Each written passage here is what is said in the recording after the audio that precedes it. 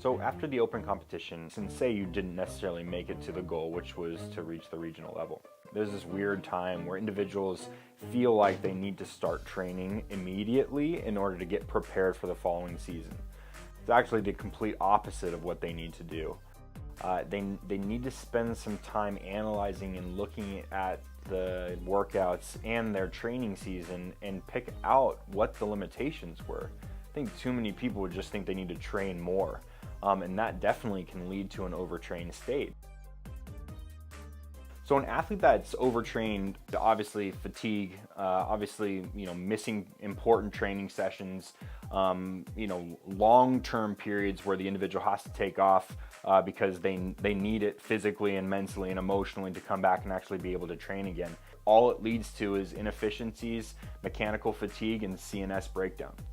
There's a lot of reasons why people get fatigued and why people get into an overtrained state. It is not just always volume-based. Yes, volume is one reason, but it's also mechanical inefficiencies. It's also lack of recovery. It's also lack of lifestyle balance. All those components have to be taken into account when we're talking about an overtrained state. Because you would look at some of the designs that I write for high-level athletes, and it is a lot. But they also have the prerequisites and the balance that allow them to do that kind of work and not be in an overtrained state. It actually creates adaptation or supercompensation. If you're going to compete in the sport of CrossFit, you eventually have to get to a point where you can handle the intensity that's required for CrossFit.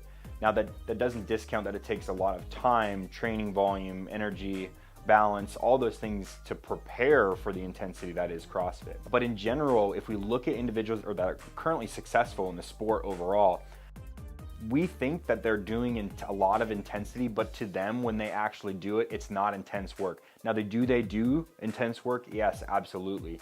But the key component is that those contractions are lesser, right, than if someone at a lower grade of fitness that didn't quite have the capabilities of a high-level athlete, when they do those same things, they're like, oh man, I'm lying on my back and that was really hard.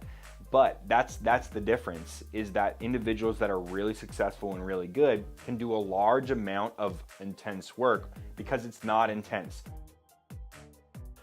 I think overtraining is very prevalent, but the most resilient humans are the best in the world currently at the sport. So it really doesn't matter what they do. They can do a lot of anything and everything and still get really good.